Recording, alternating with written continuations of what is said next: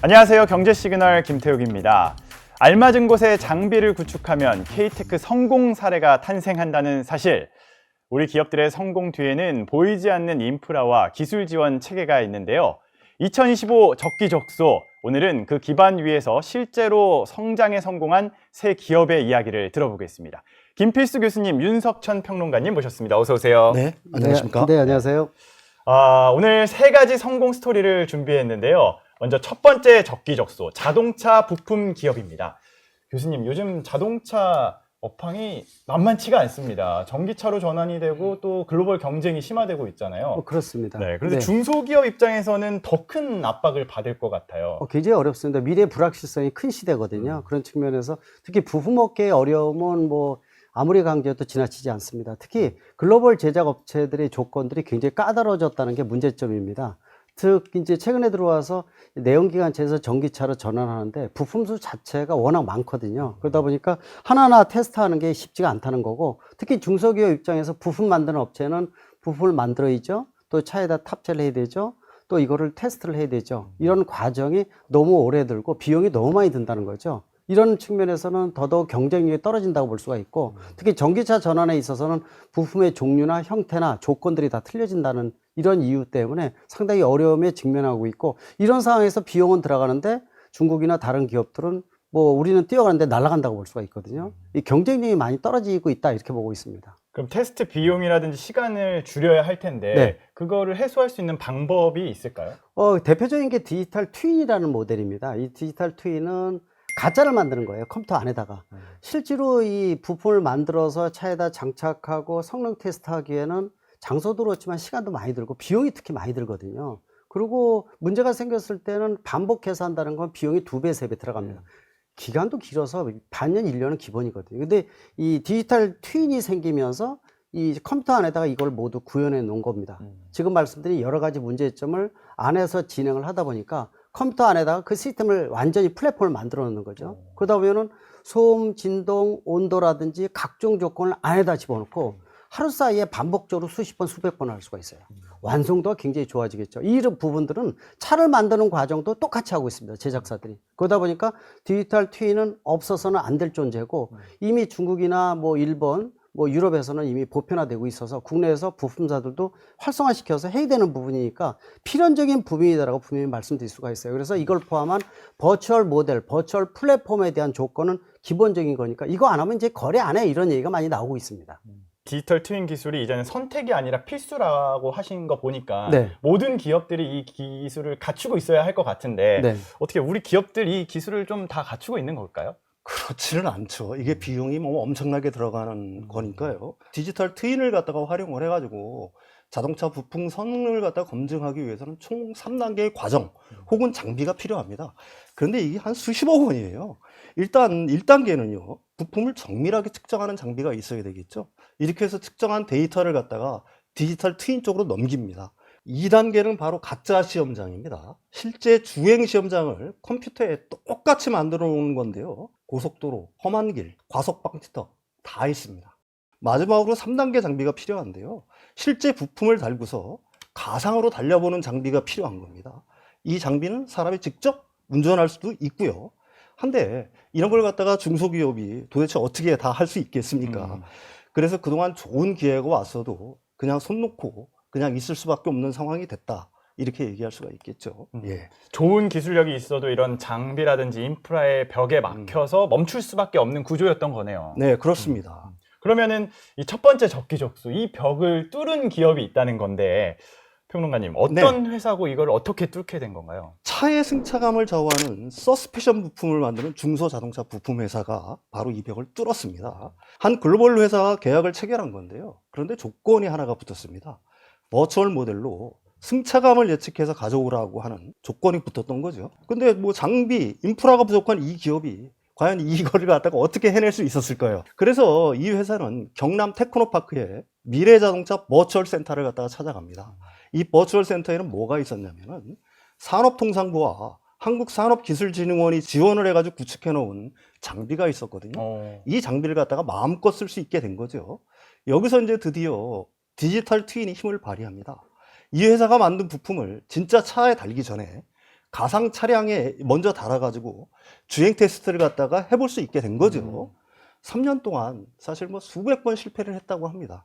그래서 다시 하고 또 다시 하고 이런 과정을 갖다가 거쳤다는 거죠. 처음에는 가상 주행 데이터가 실제 데이터랑 일치율이 사실은 50% 정도밖에 안 됐다라고 얘기를 합니다. 이거 가지고는 안 되잖아요.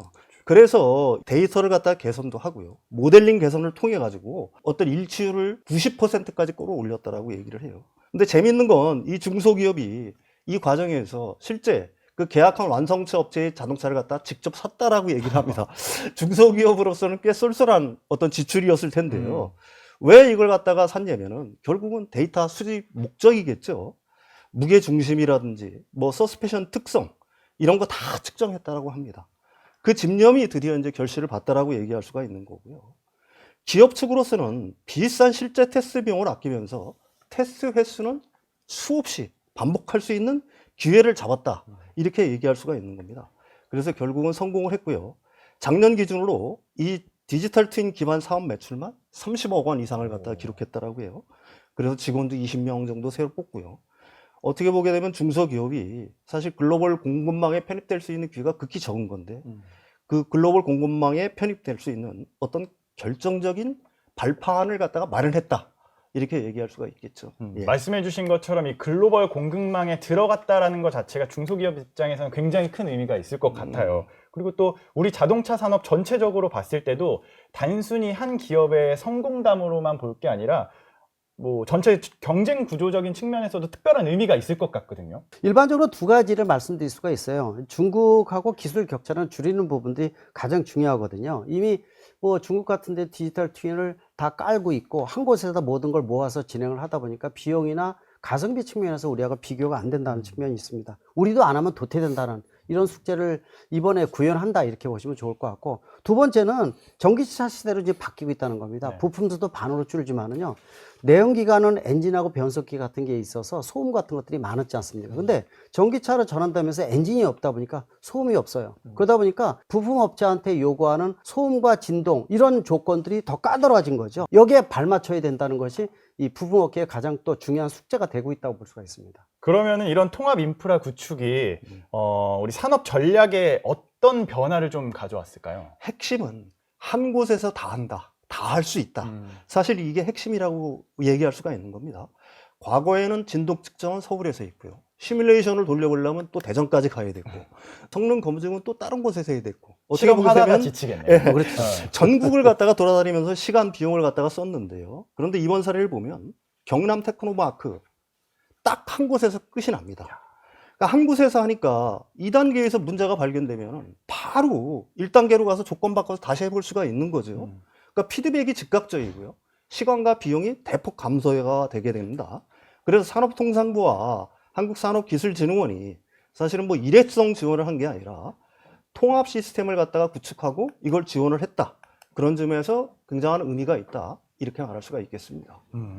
이렇게 기술 개발 방식을 완전히 바꾸는 혁신이었는데, 이런 변화가요, 자동차 부품에서만 그치는 게 아니라 배터리 분야에서도 비슷하게 나타나고 있는 것 같습니다. 교수님, 지금 네. 이 배터리 시장에서는 어떤 구조적인 변화들이 좀 일어나고 있나요? 예전만 하더라도 서방, 특히 대한민국에서 NCM, 리튬 이온 배터리, 3원계 배터리라고 얘기했습니다. 근데 중국은 LFP라고 리튬 인산철 배터리가 보편화되고 있어서 뭐 일본은 파나소닉 하나뿐이 없기 때문에 테슬라에 공급하는 거 빼놓고는 별로 없거든요. 그래서 결국은 한중 간의 전쟁이 배터리 전쟁이다 이렇게 얘기를 합니다. 근데 문제는 최근에 많이 부각되는 게 LFP, 리튬 인산철 배터리라는 겁니다. 이 리튬 인산철 배터리는 에너지 밀도는 떨어지지만은 NCM, 리튬 이온 배터리에 비해서 가격이 한 30% 저렴하고 또 우리가 최근에 전기차 화재도 생겼지만은 내화성, 불이 안 난다는 겁니다. 이런 여러 가지 조건들이 있기 때문에 무겁더라도 ESS나 이런 데 많이 활용도가 높아지고 있거든요. 따라서 이러한 LFP에 대한 부분들이 어떻게 그림을 그려가느냐가 상당히 중요한 관건이라고 보고 있는데, 아시겠지만은 배터리가 네 가지 이 주요 핵심 소재가 있죠. 양극재, 음극재, 분리막, 그 다음에 이 전해질이 있습니다. 근데 이 양극재, 음극재를 잡아주는 게 바인더라는 게 있거든요. 이 바인더를 어떻게 해결해서 제대로 자리매김하느냐가 굉장히 중요한 원가 절감 요소로 떠오르고 있습니다. 근데 이 바인더라는 용어 자체가 시청자분들에게 좀 낯선 용어일 것 같아요. 이 네네네. 바인더가 배터리 안에서 어떤 역할을 하는 건가요? 이게 바인더라는 게 사실은 접착하다라는 의미가 있지 않습니까? 그러니까 접착제 역할을 하는 소재거든요. 도대체 이 접착제가 배터리에 왜 필요한가라고 의문을 가질 수가 있는데, 사실 블랙 파우더라고 검은 가루가 있어요. 이게 이제 LFP 배터리 같은 경우에는 리튬 인산철을 잘게 부숴가지고 가루를 낸 겁니다.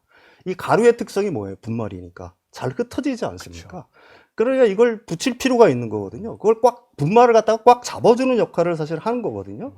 근데 이게 아까도 얘기했지만 그 블랙 파우더라는 게 결국은 활물질이라는 건데, 이게 배터리에서 왜 중요하냐면은 궁극적으로는 이게 전기를 저장하는 어떤 핵심이라고 얘기할 수가 있는 건데요.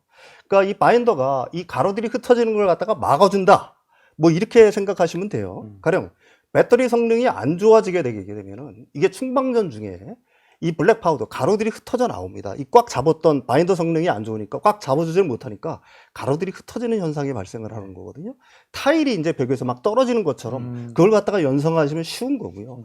그렇다는 얘기는 이게 뭐냐면은 배터리 용량이 서서히, 수명하고 용량이 서서히 줄어드는 걸 갖다가 의미한다라고 얘기할 수가 있는 거예요. 우리가 이제 휴대폰 배터리를 갖다가 오래 쓰게 되면은 수명도 짧아지고 충전도 자주 해야 되고 빨리 닳잖아요. 그렇죠. 똑같은 현상입니다. 이게 블랙 파우더를 갖다가 잡아주지 못해서 그런 현상이 발생하는 거거든요. 그래서 배터리 회사들은 성능 좋은 어떤 바인더를 갖다가 찾는데 어떻게 보면 굉장히 큰 열성을 보입니다.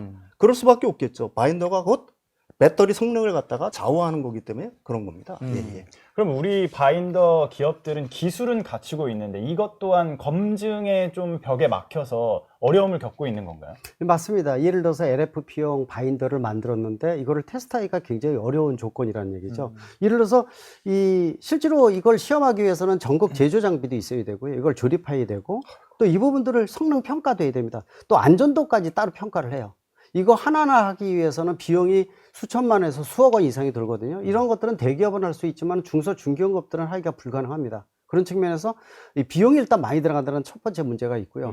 또 한 가지는 실질적으로 이걸 실험하기 위해서는 전국에 이 장비를 갖춘 데를 찾아다녀야 되는 거죠. 예를 들어서 서울에서 전극 만들고 뭐 대전에서 예를 들어서 이 제조 조립을 한다든지 이 지역별로 다 틀리다는 거죠. 이거 장소, 시간, 비용 이거 감당 못 하거든요. 더욱이 이게 한 번의 실험을 통해서 검증을 하면 좋겠지만은 실험을 반복적으로 해야지만 완성도를 높일 수 있다는 거죠. 거기에 들어가는 시간과 비용은 이로 말할 정도로 크다고 분명히 볼 수가 있습니다. 그런 측면에서 개발 과정에서 기술이 있고 또 실제로 이 시제품을 만든다 하더라도 이거를 이 장비가 없어서 이 최종 테스트를 못해서 양산화 못 시킨다는 것은 하나의 숙제라고 볼 수가 있거든요. 실험을 못 한다는 게 가장 큰 문제였죠. 이것에 비교하면은 중국 한번 요새 보십시오. 가성비 있는 여러 가지 소재라든지 제품이 굉장히 저렴하게 나오지 않습니까? 네. 보통 중국 같은 데는 정부에서 불법 보조금도 많이 있지만은요, 한 곳에 모든 걸 모은다는 거죠. 장비 업체를 한 곳에 모읍니다. 그래서 한 곳에 모아서 이 첫 단추부터 끝 단추, 요람에서 무덤까지 다 끝나다 보니까 가성비에 대해서는 우리하고 비교가 안 된다는 측면에서 이 장비를 한 곳에 모으는 거, 또 비용에 대한 부분들, 또 테스트 기간을 줄여주는 거, 이런 것들이 이 배터리 소재 개발, 또 바인더 같은 거 개발할 때 가장 핵심적인 요소라고 분명히 볼 수가 있습니다. 지금 말씀만 들어도 중국과 경쟁하는 우리 중소기업들이 얼마나 어려울까 네. 그런 생각이 드는데 그럼 이걸 뚫어낸 기업이 결국에는 두 번째 적기적소 기업일 텐데 산업통상부랑 한국산업기술진흥원이 어떤 기업을 지원을 한 건가요? 예, 바로 2차 전지 바인더 전문 기업을 갖다가 지원을 했습니다. 이 기업은 울산 테크노파크를 찾아가요. 거기 2차 전지 종합기술센터가 있는데요. 이곳에 산업통상부와 한국산업기술진흥원이 지원해서 이미 완성 시스템을 갖다가 구축을 해놨습니다. 이게 왜 중요하냐면 사실 전극을 만드는 것부터 시작을 해서 배터리를 조립을 해야죠. 또 성능 검사를 해야 될 거 아니겠습니까? 그렇죠. 이걸 갖다가 전부 한 곳에서 끝낼 수 있다는 게 가장 큰 강점이라고 얘기할 수가 있는 거죠. 구체적으로 그 진행 과정을 살펴보게 되면은 일단 전극을 만들어야 되겠죠. 먼저 믹서로 아까 말씀드린 그 블랙 파우더, 활물질 가루를 갖다가 잘 섞습니다. 여기 섞을 때 여기에 뭐가 첨가되냐면 아까 얘기한 바인더, 그 다음에 이 용매, 약간 이제 물기가 들어가야 되니까 용매를 갖다가 넣어가지고요. 이걸 갖다가 잘 섞습니다. 이걸 갖다가 보통 믹싱 과정이라고 얘기를 해요. 이렇게 섞은 물질을 갖다가 알루미늄 박이라고 얇은 박이 있습니다. 알루미늄 포일을 생각하면 돼요. 거기다 코팅을 합니다. 이게 바로 이제 코팅 과정이거든요. 이게 이제 전극 만드는 어떻게 보게 되면 핵심 요체라고 얘기할 수가 있는데 조건이 사실은 1%만 틀려도 완전히 망칩니다. 이게 처음에는 뭐 당연히 엄청 실패했다라고 얘기를 합니다. 사실 실험실에서 소량을 만들 때는 비교적 좋은 결과를 쉽게 얻을 수가 있죠. 근데 이걸 다량으로 만들 때는 이게 사실 온도라든지 섞임 정도 자체가 완전히 달라지니까 계속해서 사실은 실패할 수밖에 없는 거거든요. 그 과정에서 발견한 게 LFP 배터리는 일반 기존 삼원계 배터리랑 완전히 다르구나. 그래서 처음으로 돌아가서요, 조건을 처음부터 싹 다 바꿨다라고 얘기를 합니다. 그래서 마침내 전극을 갖다가 만드는 데 성공을 했고요. 그 다음에 이제 셀을 조립을 해야 될 거 아니겠어요? 이 만든 전극을 갖다가 적층을 하고요. 여러 층으로 적층을 하죠. 그 중간중간에 분리막을 끼우고 나중에 전해액을 갖다가 주입을 합니다. 근데 이 과정도 굉장히 미묘한, 굉장히 어떤 고도의 작업이라고 얘기할 수가 있는 건데요. 압력이라든지 진공도라든지 적층 정밀도가 조금만 달라져도 셀 품질이 크게 달라지는 거거든요. 근데 마침내 이 부분도 성공을 했겠죠. 그리고 이제 마지막에 성능 안전 검사입니다. 승방전을 반복하면서 용량이랑 수명을 갖다가 테스트를 하고요. 특히 이제 고온 노출을 갖다가 배터리에 어떤 셀을 갖다가 밀어 넣음으로 해가지고 극한 상황에서도 안 터지는지를 갖다가 확인을 해야 되겠죠. 아까도 거듭 말씀드렸듯이 핵심은 한 곳에서 당하니까 이게 가능했다라고 얘기할 수가 있는 거예요. 최종 검사 단계에서 만약에 문제가 발견된다라고 하게 되면 바로 처음 단계로 되돌아가서 조건 바꿔서 다시 시작할 수가 있겠죠. 바인더 업체 입장에서는 이게 성능 개선 속도가 과거에 비해서는 엄청나게 빨라진다는 걸 갖다가 의미하는 겁니다. 예. 그럼 이 원스톱이라는 게 결국에는 핵심 키워드인 것 같아요. 앞서서 네네네. 자동차 부품도 그렇고 이번에 배터리 분야에서도 그렇고 똑같이 반복이 되고 있는 것 같은데, 실험을 하고 실패를 하고 그거에 대한 피드백을 얻은 다음에 다시 재도전하고 이런 사이클이 결국엔 한 곳에서 이루어지면은 그만큼 좋은 결과를 만들어낸다는 건데, 기업 입장에서는 이러한 경쟁력이 어떤 결과적인 차이를 만들어낼 수 있는 건가요? 결과를 보면 알 수가 있습니다. 특허를 갖다가 2건을 신청했고요. 연간 한 1만 톤 규모의 공장을 미국에다 건설했다라고 얘기를 합니다. 이게 자신감이 있으니까 건설을 했겠죠. 사실 울산이 이제 진짜 배터리 도시가 다 됐다라고 얘기할 수가 있습니다. 삼성 SDI도 거기 있고요. 울산 테크노파크, 그 다음에 에너지기술연구원, 유니스트, 울산대 다 모여 있고요. 특히 이 회사가 성공하니까 다른 소재 업체들도 우르르 몰려들고 있다라고 얘기를 합니다. 사실 뭐 가장 큰 의미는 LFP 배터리 시장에서 한국 기업 입지가 확실히 어떻게 커지는 결정적인 계기가 됐다라고 얘기할 수가 있는 거고요. 완벽한 어떤 선순환을 갖다가 기반을 마련해줬다, 이런 점에서 의미가 있다라고 얘기할 수가 있을 것 같아요. 예. 네. 지금까지 설명을 들어봐도 기술은 있어도 검증 환경이 없으면은 시장 진입이 완전 불가능하겠구나라는 그런 판단이 드는데, 이번 세 번째 적기적소도 한번 들어봐야 될 것 같아요. 이번에는 광학 소재인데, 이 광학 소재 일단 어떻게 쓰이는지부터 좀 짚어봐야 될 것 같아요. 일단은 뭐 광학 소재 하면은 빛 다루는 소재를 얘기한다 이렇게 보시면 돼요. 우리가 주변에서 항상 볼 수 있는 렌즈 종류가 다 이 광학 소재에 관련된 부분들입니다. 그러니까 휴대폰만 하더라도 카메라에 들어가는 고성능 렌즈는 물론이고요. 또 요새 자율주행차 많이 부각되지 않습니까? 여기에 들어가는 라이다 센서, 레이더 센서, 카메라에 해당되는 거, 또 요새 미사일에 대해서 탐색기에 들어가는 렌즈가 다 이런 소재들이에요. 빛을 통과하는 것들은 다 광학 소재라고 볼 수가 있습니다. 근데 이 어떤 분야든지 다 쓰니까 광학 소재예요. 근데 이거를 자국에서 국산화시켜서 만들기가 굉장히 어렵다고 볼 수가 있거든요. 그래서 뭐 아시겠지만은 중국 같은 경우도 90% 의존도가 높은 소재가 대한민국에 500가지가 넘는 걸로 나와 있습니다. 노력을 하는데 잘 안 되는 거죠. 근데 이 광학 소재만 하더라도 일본이나 독일에서 100% 수입했었으니까 아예 1% 국산이 아니라 100% 수입했던 게 광학 소재라고 볼 수가 있었습니다. 아니 100% 수입이라 그러면은 네. 그럼 뭐 지금까지는 기술은 있는데 벽에 가로막힌 건데, 이건 뭐 맞습니다. 기술이 없는 건가요? 사실 이거는 개발을 하더라도 장비 문제가 있었던 거죠. 이 역시 아까도 이제 앞서 여러 가지 얘기 나왔지만 장비의 문제, 비용의 문제, 장소의 문제, 시간의 문제 여러 가지가 나왔잖아요. 네. 광학 소재는 더더욱이 어렵습니다. 특히 왜냐면 고온, 고압에다가 특히 이 정밀성에 있어서는 장비 값이 수십억 원이 넘는 장비들이 워낙 많습니다. 이거 이 중소, 중견기업에서는 하기는 불가능한 얘기거든요. 결국은 이거를 누가 역할을 좀 해줘야 되는데 그런 측면에서는 지금까지 하지 못했다고 볼 수가 있어요. 또 한 가지는 뭐냐면은 지금 글로벌 소싱이라고 해서 해외에서 소재를 갖다가 국내에서 준완성품 또는 완성품을 통해서 수출을 했는데 문제는 이 광학에 대한 부분들을 이 2019년에도 일본에서 반도체 소자 이 규제가 되면서 국내에서 난리가 났던 거 기억나실 거예요.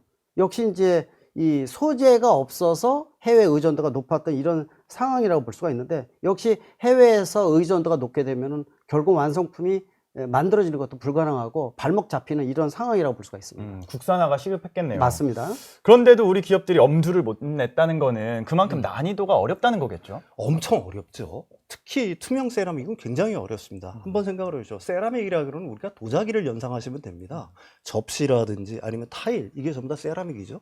근데 특성이 다 불투명하잖아요. 그렇죠. 이걸 투명하게 만드는 게 이게 굉장히 어렵습니다. 근데 이걸 갖다 비결이 하나 있어요. 어떤 비결이냐면은 유리처럼 투명하게 만들기 위한 전제 조건 하나가 딱 있는데 그 비결은 바로 압력입니다. 우리가 심해 잠수정을 갖다 생각해 보시면 모든 방향에서 똑같은 압력이 가해지잖아요. 세라믹도 마찬가지거든요. 그러니까 사방에서 균일한 압력을 가하면서 고온에서 이걸 갖다가 구워내면은 내부에가 꽉꽉 들어찬다라고 해야 돼요. 그래서 이게 투명해진다라고 얘기를 합니다. 지금 좀 너무 단순한 질문일 수도 있는데 이 투명한 세라믹이 왜 필요한 거예요?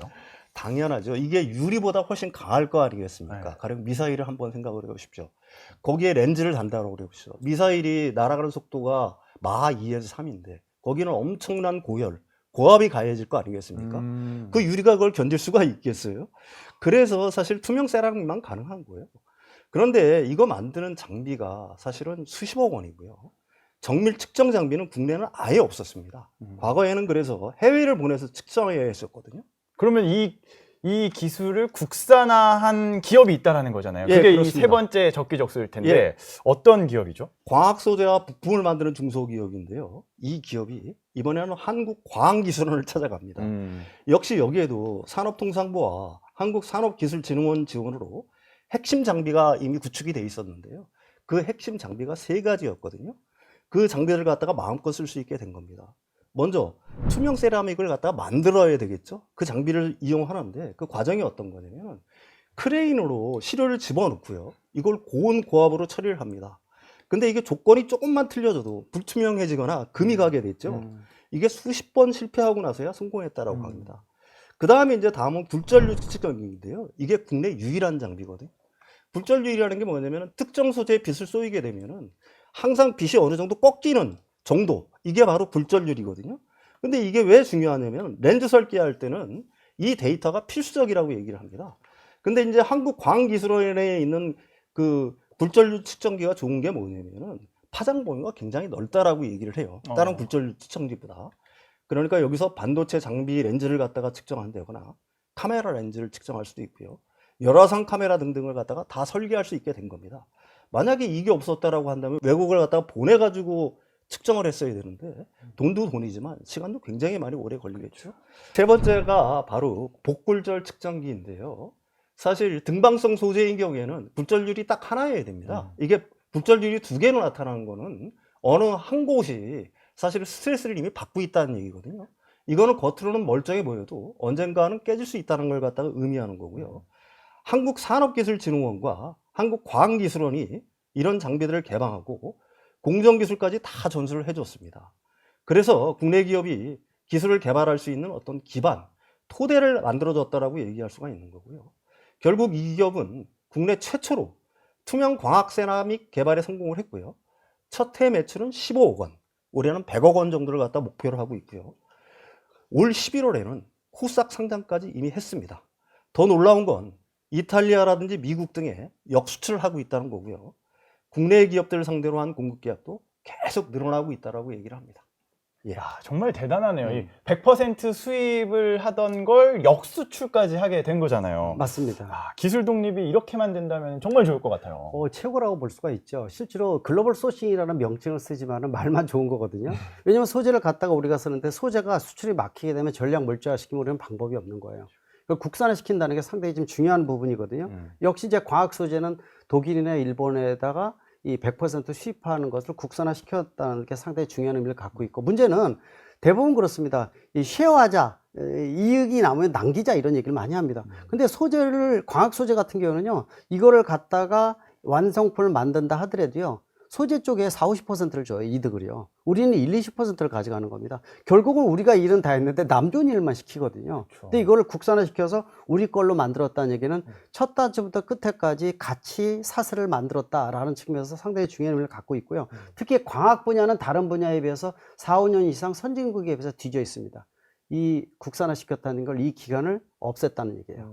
같이 출발선을 똑같이 만들었다는 측면이 있으니까 기술 독립의 대표적인 사례가 아닌가 이렇게 보고 있고요. 실제로 아까도 그 말씀하셨지만 한국 광기술원 담당자 얘기는 사실은 국내 기업, 중소 중견 기업들이 이 광학 이 재료를 직접 국산화시키겠다고 만들어 찾아오는 것도 드물다고 합니다. 근데 오는 것 자체가 너무 감사한 거죠. 근데 실제로 만들겠다고 얘기해놓고 실행까지 하고 완성을 한 거예요.